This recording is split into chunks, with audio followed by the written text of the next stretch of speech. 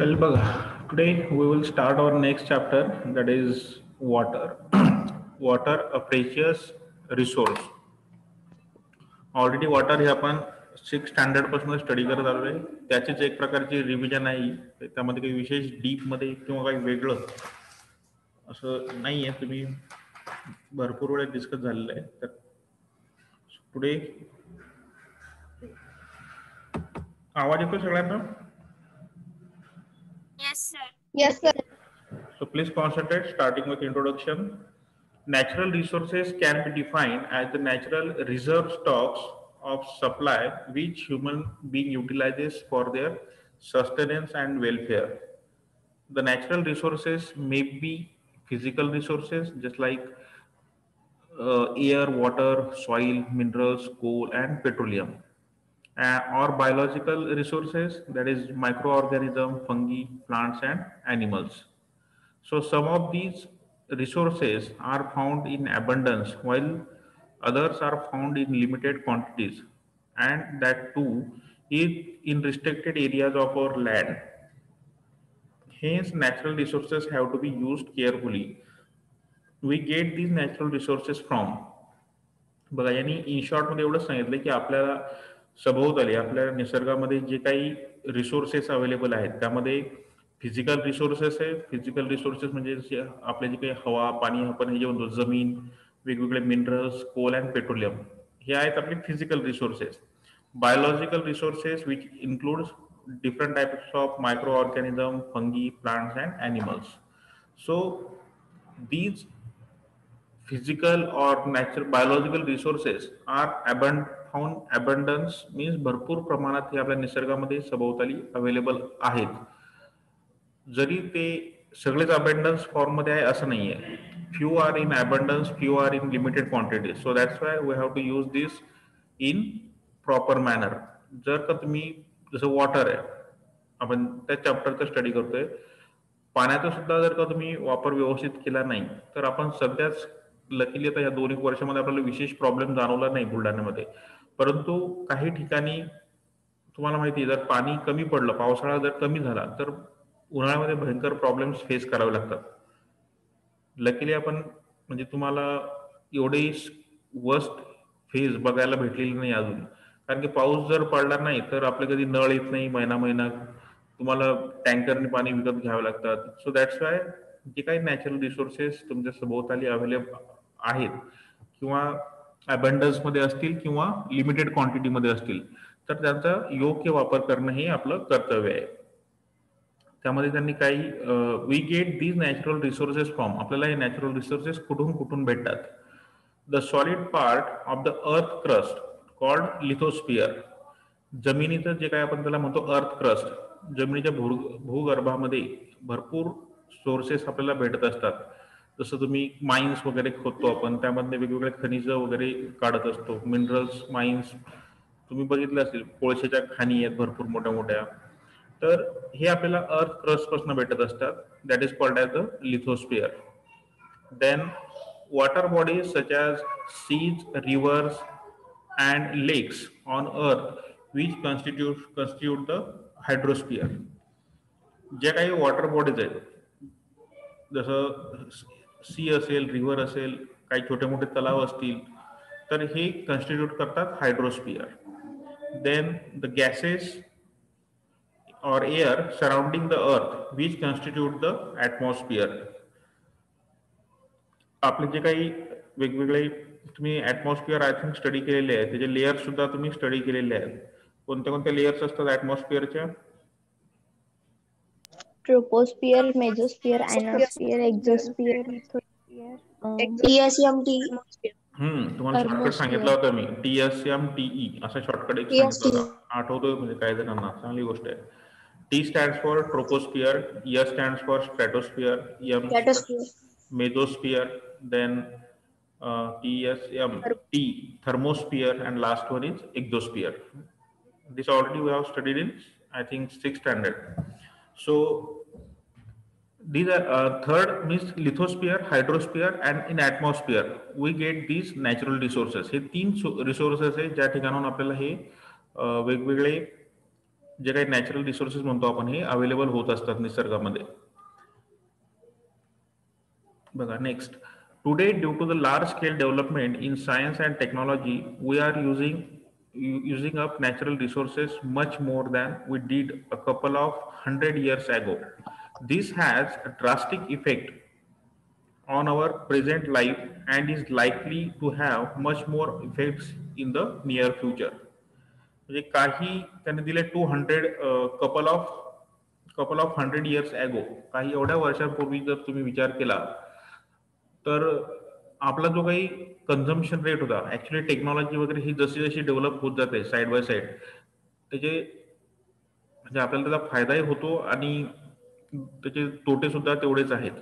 जेवढा आपण प्रगती करतोय तर साईड बाय साईड आपण नेचर सुद्धा त्या कम्पॅरिझन मध्ये त्याला हॅम्पर करतोय.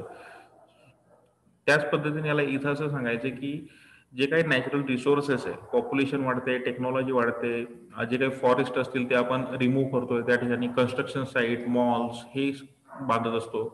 So that's Y what happens, जे काही नॅचरल रिसोर्सेस आहे त्याचं कन्झम्पशन सुद्धा जास्त झालेलं आहे, लोकसंख्याही वाढते त्याच प्रमाणामध्ये. So this large scale development in science and technology it causes the more uses of the natural resources.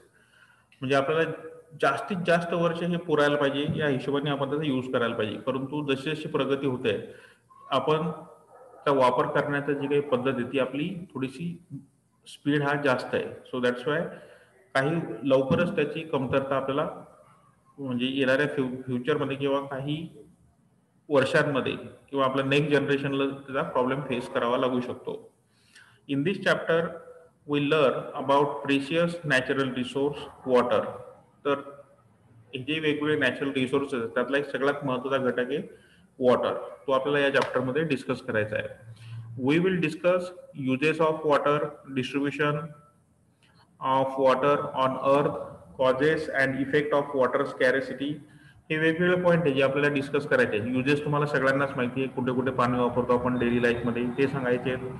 Then distribution of water on earth, आपल्या पृथ्वीवरती कोणत्या कोणत्या फॉर्ममध्ये पाणी हे डिस्ट्रीब्यूट झालेलं आहे. म्हणजे सॉलिड फॉर्ममध्ये जसं मोठ्या मोठ्या पर्वतरांगा आहे बर्फाच्या, सो आईस फॉर्ममध्ये असेल, काही अंटार्क्टिका आहे त्या साईडला बर्फच बर्फ आहे.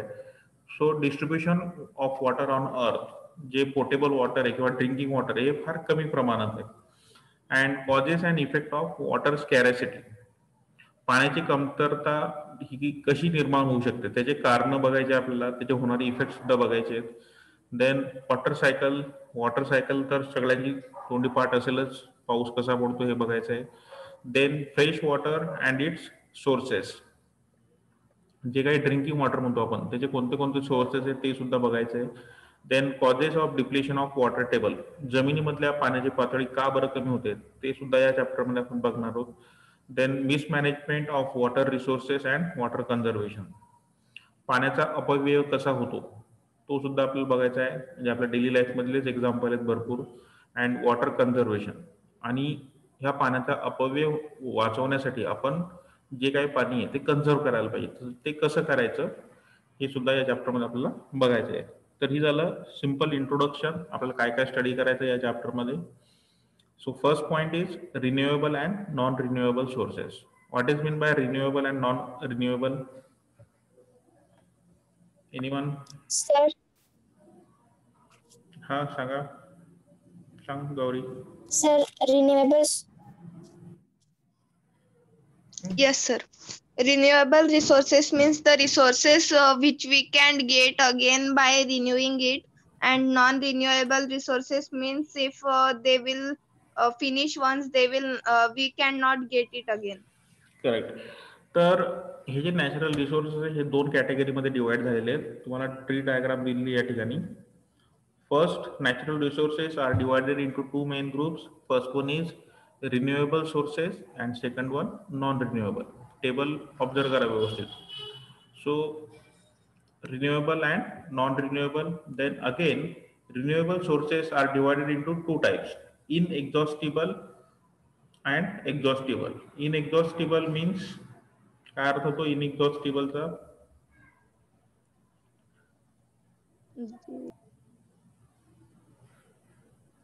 Sir, which are unlimited Not exhausted. quantity. For example, sunlight.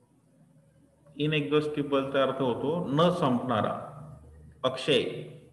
आपण म्हणजे भरपूर वर्ष आपल्याला तो पुरेल असा इनएक्झॉस्टिबल, कधीही न संपणारा, किंवा त्याला आपण दुसरा वर्ड वापरू शकतो अक्षय, असा साठा जो आपल्याला भरपूर दिवस किंवा भरपूर वर्ष पुरू शकतो, त्याला म्हणायचं आहे इनएक्झॉस्टिबल. त्याच्या अपोजिट एक्झॉस्टिबल. इनएक्झॉस्टिबलचे एक्झाम्पल दिले त्यांनी सनलाईट, एअर, वॉटर. तुम्हाला असं वाटतंय का कधी की सनलाईट, ठीक आहे, सनलाईटचं पण काहीतरी 5 बिलियन इयर्स अशी लाईफ आहे म्हणतात, म्हणजे सूर्याची. So sunlight, air and water हे झाले इनएक्झॉस्टिबल. हे ठीक आहे, आपण त्यामध्ये काय होऊ शकतं, आपण एअर पोल्युशन होत आहे, वॉटर पोल्युशन सुद्धा होत आहे आपल्याकडे, तर ते प्रमाण आपण कमी करायला पाहिजे. भलेही ते इनएक्झॉस्टिबल आहे, परंतु ते आपण जर का व्यवस्थित केअरफुली वापरलं, म्हणजे आपलीच चुकी आहे ह्युमन बिईंगची, जे आपण व्यवस्थित हँडल करत नाहीये त्याला. So this inexhaustible source is going to be damaged due to water pollution, air pollution. नंतर जसं सनलाईट पृथ्वीवर येताना ओझोन लेअर डिप्लिशन झाल्यामुळं टेम्परेचर वाढतंय आपलं पृथ्वीवरचं. So actually these are the inexhaustible, but due to interference of human being, these inexhaustible sources are म्हणजे काही वर्षानंतर आपल्याला त्याची कमतरता भासू शकते. एक्झॉस्टिबल मध्ये फॉरेस्ट, ग्राउंड वॉटर, जमिनीवरचं जे काही पाणी असेल, भूगर्भामधलं पाणी असेल, नंतर जंगल तोड होते, ते सुद्धा एक्झॉस्टिबल सोर्सेस मध्ये येतील, कारण की हे संपतात आहे, आपण झाडं तोडतोय. देन त्याच्या सेकंड टाईप आहे नॅचरल रिसोर्सेसची non renewable, can be recycled. म्हणजे जसं मेटल तुम्ही रिसायकल करू शकता. जसं सपोज एखादा लोखंडी टेबल असेल, त्याचा यूज झाला तर तुम्ही त्याला म्हणजे यू कॅन रिसायकल इट. त्याची रिसायकलिंग कशी होऊ शकते, त्या टेबलला तुम्ही जर, ज्याला घरी तर पॉसिबल नाही ऍक्च्युली, इंडस्ट्रीमध्ये काय होऊ शकतं, जसं आपल्या इथे जे लोखंड वगैरे जमा करणारे, रद्दी जमा करणारे लोक येतात, हे जमा करतात, म्हणजे याचं कुठे ना कुठे युटिलायझेशन होत असतं. तर ह्या ज्या काही मेटल इंडस्ट्री आहे, ह्या काय करतात, जो काही प्लास्टिक्स आणि लोखंड यामध्ये सॉर्टिंग केल्या जाते. सॉर्टिंग केल्यानंतर हे जे लोखंड वगैरे जमा करतात, घरोघरी जाऊन आपल्या गल्लीमध्ये वगैरे लोक येतात रद्दी घेणारे, तर हे त्या कंपन्यांना ते विकलं जातं. त्यामध्ये मग मेटल जो असेल, तो मेटलला मेल्ट करून त्यापासून परत त्याला रिसायकल केलं जातं. आपल्या घरामध्ये जे काय आपण बघतो, वेगवेगळं घर बांधताना लोखंड लागतं भरपूर, तर ह्या ज्या इंडस्ट्रीज आहेत, ह्या मेटलला रिसायकल करतात आणि त्याचं परत, नाही तर एवढं मोठं लोखंड कुठून तयार होणार आहे, एवढं पॉसिबल आहे का प्रत्येक वेळेस. सो अशा भरपूर मोठ्या इंडस्ट्री आहेत मोठ्या मोठ्या शहरांमध्ये, की जे ह्या विकत घेतात, त्याचं सॉर्टिंग करतात आणि या मेटल इंडस्ट्रीला ते विकतात. मेटल इंडस्ट्री परत त्याला मोल्टन स्टेटमध्ये करतात, त्याला वितळवतात आणि त्याचा परत त्यांना पाहिजे त्या शेपमध्ये त्याला कन्वर्ट करतात. सो दॅट्स वाय रिसायकलमध्ये त्यांनी एक्झाम्पल घेतलंय मेटल्स. नॉन रिन्युएबलचा सेकंड टाईप आहे cannot be recycled. Top soil, fossil fuels, हे जे आहेत हे तुम्ही रिन्यू करू शकत नाही. व्हॉट इज मीन बाय, आता तुम्ही सांगू शकता का याच्याबद्दल, what is mean bye fossil fuels, काय असते fossil fuels? Sir can I tell? सांगा. सर जे फ्युएल्स जे आपल्याला ओरिजिनली मिळतात, ते आपण प्रोसेस करून व्हेकल्स मध्ये यूज करतो, आणि जे काढलेले म्हणजे बिना प्रोसेस केलेले असतात त्यांना फॉसिल फ्युएल्स म्हणतात. ओके, बघा आपण जे काही फ्युएल्स वापरतो, हे तुम्हाला वाटतंय का रिसायकल होऊ शकतात म्हणून? का होतात ते सध्या? Petrol, diesel, crude oil, these are not renewable sources. Top soil, आपण सॉइल मध्ये बघितलं, जी टॉप सॉइल आहे ती सुद्धा रिन्यू करता नाही येत. So these are the few examples of or things which cannot be recycled, that comes under the heading of non-renewable sources. तर ही जी डायग्राम ही व्यवस्थित ध्यानात ठेवा. Natural resources are divided into two types, renewable and non-renewable. Renewable sources are divided again in two types, inexhaustible and exhaustible. and non-renewable sources can be divided in two types, which can be recycled and second one cannot be recycled. आता हे one by one त्यांनी अजून explain केलेले आहेत खाली बघा. First, renewable sources. Renewable resources are those resources that will either never run out or that are replaced within a reasonable period of time through natural processes. For example, sunlight is a resource that will never run out. The sun is expected to last another 5 billion years. आपण already discuss केलंय सुरुवातीलाच, जसं सूर्यप्रकाश हा इनएक्झॉस्टिबल source आहे, कारण की तो असं म्हणतो it can last up to the 5 billion years. So it can be consider as a renewable, it can be consider as a inexhaustible source. Then oxygen is a renewable source because it is continuously supplied by plants during the photosynthesis. निसर्गामध्ये जेवढे काही झाड आहेत त्यांच्यामध्ये photosynthesis process ही होणारच आहे. ती झाली नाही म्हणजे सगळं चक्र जे आहे आपलं ते डिस्टर्ब होऊ शकतं. So whenever photosynthesis process is there, oxygen is going to be released in the atmosphere. So that's why oxygen is also a renewable source.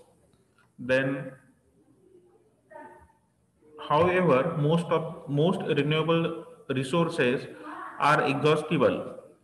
Most renewable sources are exhaustible if we use them at faster rate than they are renewed, or if we disturb the natural method of their renewable. म्हणजे जे काही natural resources आहेत त्याचा use जर का तुम्ही faster रेटने केला म्हणजे ते रिन्यू तर होतात आहे निसर्गामध्ये, परंतु तुमचा वापर जर का त्याच्यापेक्षा जास्त असेल, तुमचा स्पीड हा जास्त असेल, तर we are going to be disturb this natural method. ही जी काही नॅचरल प्रोसेस असेल ही डिस्टर्ब होईल त्या ठिकाणी. So it is because these natural resources do not have a rapid recovery rate and are susceptible to the depletion by overuse. म्हणजे consumption rate हा जास्त असेल आणि प्रोडक्शन रेट किंवा रिन्युएबल रेट हा स्लो असेल, तर ऑब्व्हियसली त्या ठिकाणी ही जी सायकल ही डिस्टर्ब होईल आणि त्याचं डिप्लेशन व्हायला लागेल, म्हणजे त्याची कमतरता भासायला लागेल आपल्याला. त्याने एक एक्झाम्पल दिलंय. For example, ground water is a renewable resource. However, today we are using it at a faster rate than the rate at which it is renewed. आपण हे बेस्ट एक्झाम्पल या ठिकाणी जमिनीमधलं जे काही पाणी आहे, ग्राउंड वॉटर जे म्हणतो आपण, आजकाल प्रत्येकाच्या घरामध्ये म्हणजे घर बांधायला घेतलं तर पहिले तो बोर बघितला जातो. म्हणजे या ठिकाणी पाणी जर असेल तर जमिनीमधनं पाण्याचा त्या ठिकाणी उपसा केला जातो. म्हणजे ग्राउंड वॉटर और वॉटर टेबलची जी काही डेप्थ आहे ती हळूहळू कमी होत जाते. जेवढे काही घरं असतील प्रत्येक शहरामध्ये, आणि त्याच्या जवळजवळ 90% घरं हे आजकाल बोर घेतात. तुमच्या घरामध्ये तुम्ही जर विचार केला तर प्रत्येकाच्या घरामध्ये बोर असेल, विहीर असेल. तर यामुळे काय होतं, जी काही जमिनीतल्या पाण्याची पातळी आहे ती हळूहळू कमी होत जाते. म्हणजे काय झालं, तुमचं कन्झम्पशन रेट हा जास्त झाला आणि त्याला रिन्यू होणे म्हणजे जमिनीमध्ये पाण्याची पातळी ही हळूहळू वाढते. असं नाही की आज तुम्ही पाणी काढलं म्हणजे उद्या तेवढंच पाणी राहील. So this rate is not balanced. ही जी सायकल ही बॅलन्स नाही होते. सो अजून एक एक्झाम्पल दिलं त्यांनी, cutting down of forest for construction of houses, factories, roads etcetera also interferes with the natural processes of renewable of ground water. तसंच आपण जे काही घरं वगैरे बांधल्या जात आहे, construction of houses, factories, roads, यामुळे तुम्ही जंगलतोड करताय. जंगलतोड झाली म्हणजे त्या ठिकाणी सुद्धा इम्बॅलन्स क्रिएट होतो निसर्गामध्ये. So these are the activities which causes the, म्हणजे रिन्युएबल एकच सांगायचं या ठिकाणी, जो काही रिन्युएबल रेट आहे तो थोडासा स्लो होऊन जातो आणि कन्झम्पशन रेट या ठिकाणी जास्त होऊन जातो. तर हे त्याला डिस्टर्ब करू शकतं. So this interference with the natural processes of renewable of groundwater. तुम्हाला माहिती आहे, कटिंग ऑफ ट्रीज झालं म्हणजे पडणारा पाऊस, त्याचं जे काही इन्फिल्ट्रेशन आहे जमिनीमध्ये, जे काही झाडांचे मुळं असतात ते जमीन होल्ड करून ठेवतात. म्हणजे त्या ठिकाणी त्याला काय म्हणता येईल, जमीन पाऊस पडल्यानंतर वाहून जात नाही. तर हे वेगवेगळे त्यामध्ये हे एक सायकलिक प्रोसेस आहे. जेवढं तुम्ही डिस्टर्ब करायला जासाल, जेवढी टेक्नॉलॉजी डेव्हलप करायला जासाल तेवढं दुसऱ्या साईडने निसर्ग हा हॅम्पर होतोय. तर हे झालं रिन्युएबल. नेक्स्ट पॉइंट आहे non renewable. Non-renewable resources are those resources which once used up cannot be replaced within a reasonable period of time. एकदा वापरल्यानंतर ते परत तुम्हाला लगेच अवेलेबल होतील असं नाहीये. For example, fossil fuels like petroleum, natural gas and coal take millions of years to form.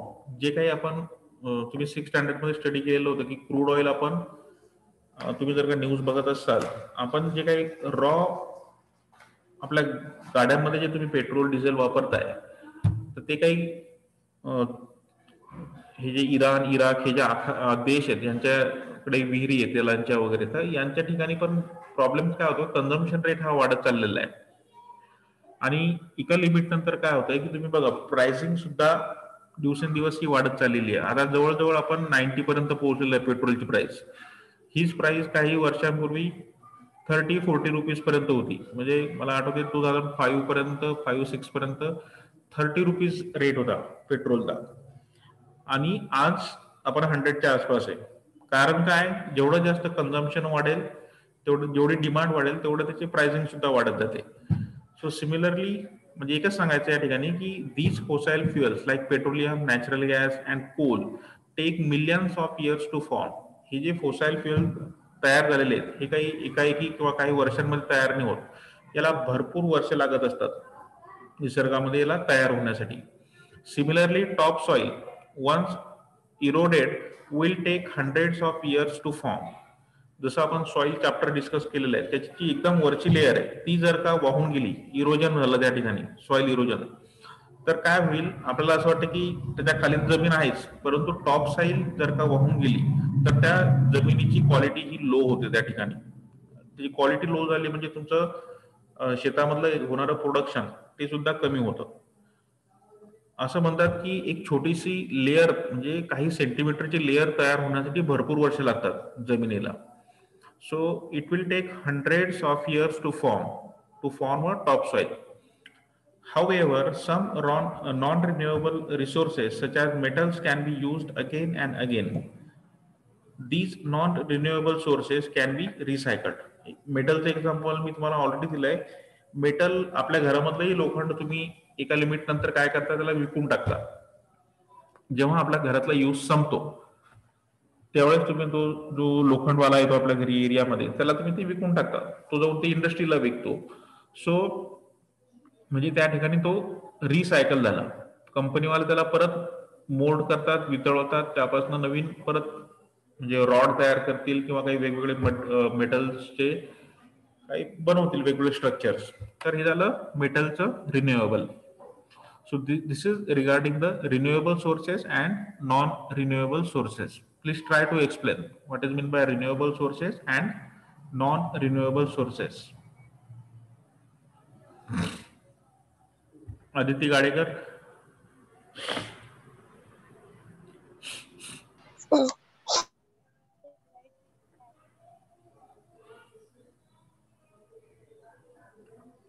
Aditi आवाज नाही येतो तुझा, बारीक आहे एकदम.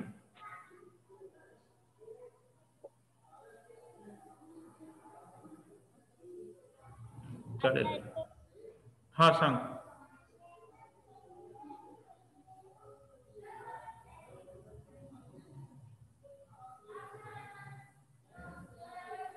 चालेल, नाही येतो तुझा आवाज. अर्णव सांग, Arnav Joshi. Yes, sir. The resources which can't be exhausted means never run out or can be replaced, called as renewable resources. But these resources needs a reasonable period to come over in insufficiency, like oxygen, which is renewable resource, but which is on the earth by the thousands of years. Due to plants, the oxygen is get renewed during the process of photosynthesis. Sunlight is also an inexhaustible resource. From the study of scientists, it is estimated that the sun will burn up to 5 billion years. But some of the renewable resources are exhaustible, which means they can run out of resource like oxygen and water, etc. Though these substances are renewable, if we consume them at higher rate than it is produced, they can be exhaust. Because natural resources needs a specific period of time to grow, means to recover themselves. Like in nowadays, there is scarcity of water because humans are consuming it in huge quantity than it's produced.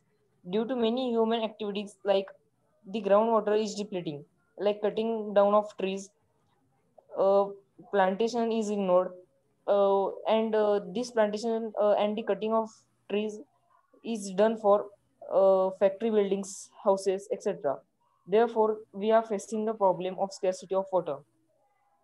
There are some of the items on the earth which can be obtained or used only once and need to be used in specific period of time. Like the topsoil which is once get eroded due to landslide or flood, needs hundreds of years to retain. Fossil fuels like petrol, diesel, kerosene are also exhaustible resources. Metals are the non-renewable resources, but it can be used again and again. Okay good. चालेल. तर हे अजून कोण सांगते? बाकीचे सांगत चला. Theoretical chapter हे डिस्कस करावं लागेल तुम्हाला. मी जर एकटाच बोलत राहिलो तर कंटिन्यू मध्ये जास्त होऊन जाईल ते चॅप्टर, म्हणजे लगेच संपून जाईल. चालेल, सांग गौरी लकडे. Yes, sir. Renewable resources are the resources which do not run out or are replaced within a reasonable period of time, such as sunlight cannot be exhausted at least for 5 billion years, and oxygen is also a renewable resource which is renewed by plants during the process of photosynthesis. The most of renewable resources are exhaustible.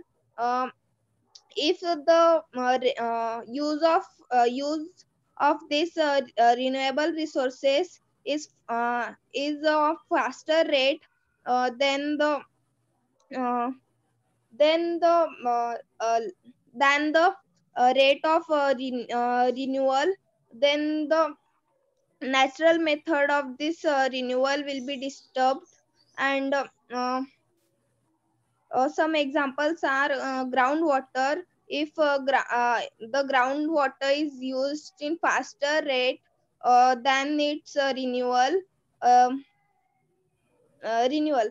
And non-renewable resources are the resources which cannot which once used cannot be obtained again.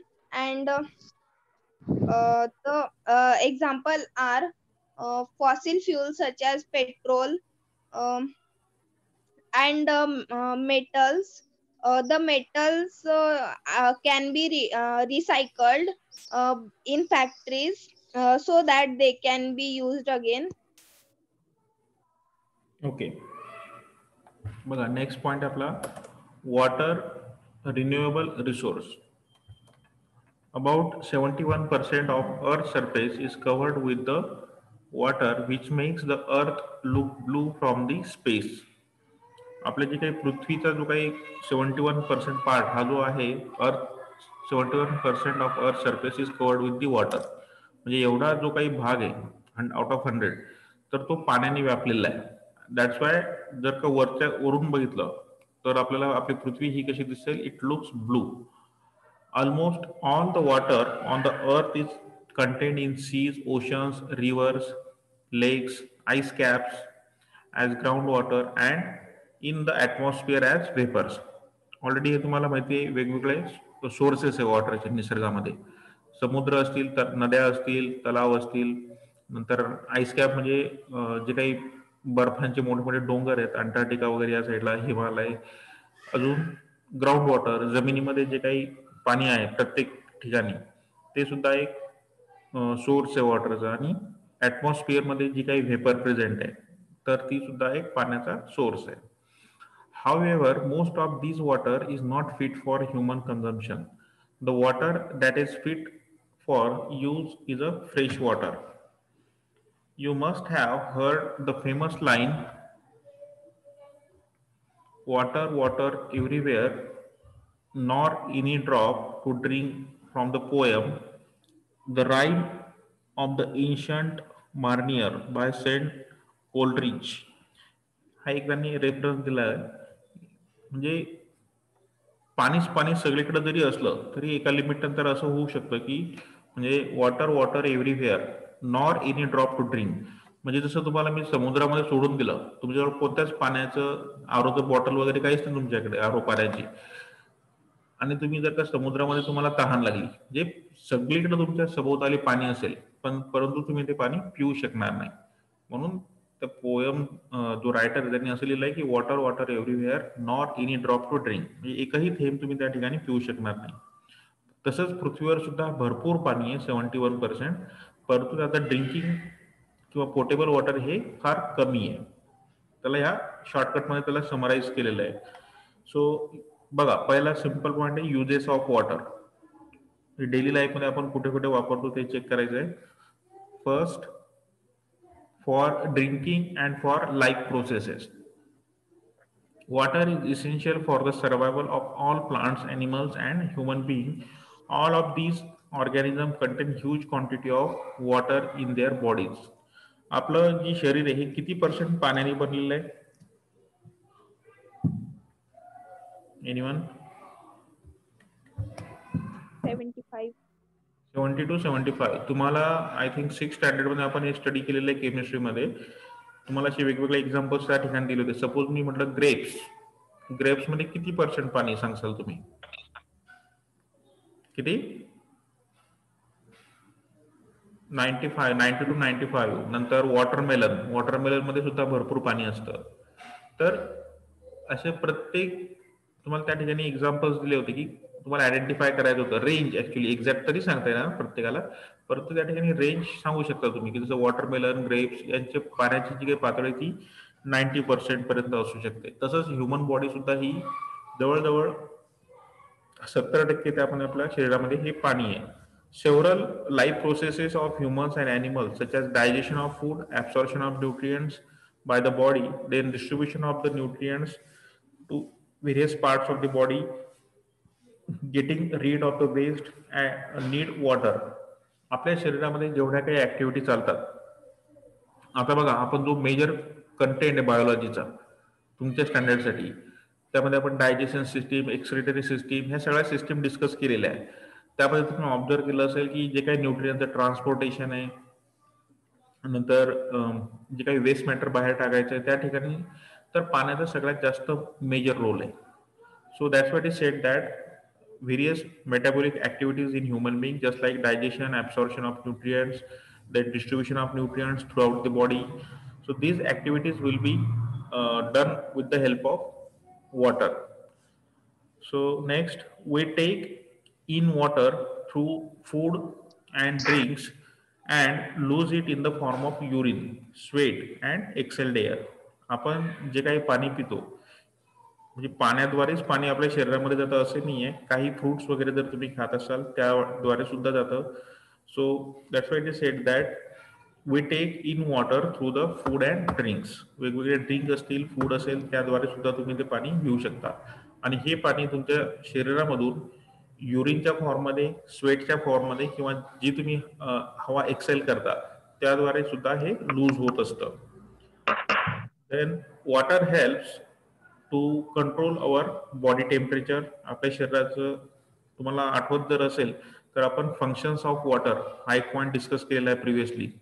त्यामध्ये आपण हे सगळे point discuss केलेले आहे functions of वॉटरमध्ये. त्यामध्ये हा एक point होता, it control our body temperature. In hot weather we drink a lot of water. This maintains our body temperature with reasonable limit. उन्हाळ्यामध्ये आपण सगळ्यात जास्त पाण्याचं कन्झम्पशन करतो. आता जशी थंडी लागेल तर पाण्याचं कन्झम्पशन हे कमी होतं. उन्हाळ्यामध्ये तुम्ही ऑब्झर्व करा, कंटिन्युअस पाणी लागत असतं आपल्या शरीराला. So water that evaporates from the surface of our body in the form of sweat takes away heat from the body and the cools it. म्हणजे आपल्या शरीरामधून जो घाम बाहेर पडतो त्याद्वारे सुद्धा आपलं टेम्परेचर हे मेंटेन होत असतं. आपण त्या ठिकाणी वर्ड सेंटेन्स वापरलं होतं, इव्हॅपरेशन कॉजेस कुलिंग. म्हणजे जेव्हा इव्हॅपरेशन होतं त्या टायमाला कुलिंग इफेक्ट आपल्याला जाणवत असतो. तर ही एक पहिला पॅरेग्राफ दिलेला त्यांनी. नंतर प्लांट्स मध्ये दिलेलं आहे, uses of water in plants. Second paragraph, water in plants, water is essential for germination of seed and their growth. It also helps to transport minerals, nutrients from the roots and the food from the leaves to the different parts of the plants. हे सुद्धा आपण discuss केलेलं आहे. झायलेम and phloem टिश्यूचा experiment सुद्धा आपण conduct केला आहे ऍक्टिव्हिटीमध्ये. तर बी लावल्यानंतर त्याला जर का पाणी भेटलं नाही सफिशियंट क्वांटिटीमध्ये किंवा प्रॉपर ॲटमॉस्फिअर जर भेटलं नाही तर त्या बी पासून नवीन सीड नवीन प्लांट त्या ठिकाणी तयार होणार नाही. So that's why for germination water is needed. Then whatever the water or minerals absorbed by these roots, it should be given out to the various parts of the plant. Same way, whatever the food prepared by the photosynthesis process, that food should be distributed throughout the plant. आपण हे बघितलं होतं झायलेम and phloem tissue हे function करत असतात. तर त्यासाठी सुद्धा हे जे पाणी म्हणतो आपण हे फार महत्वाचं आहे झाडांमध्ये सुद्धा. Plants also require water during the process of photosynthesis on which the whole world depends. Obviously मी सुरुवातीलाच म्हटलंय, जर का फोटोसिंथेसिस प्रोसेस डिस्टर्ब झाली तर इनडायरेक्टली ह्युमन बिईंग सुद्धा त्यामध्ये हॅम्पर होऊ शकतात, होणारच. तुम्हाला माहिती आता ही सायकल एक चक्र आहे, निसर्गामधलं एक चक्र आहे. त्यामध्ये जर का फोटोसिंथेसिस तुम्ही इमॅजिन करून बघा, फोटोसिंथेसिस प्रोसेस जर का स्टॉप झाली तर सगळं निसर्गामध्ये जे काही शेतामध्ये होणारं पीक आहे ते होणार नाही. खाण्यापिण्यासाठी जे काही फ्रुट्स असतील, धान्य असतील ते तयार होणार नाही. So that's why it is said that this whole world is depend on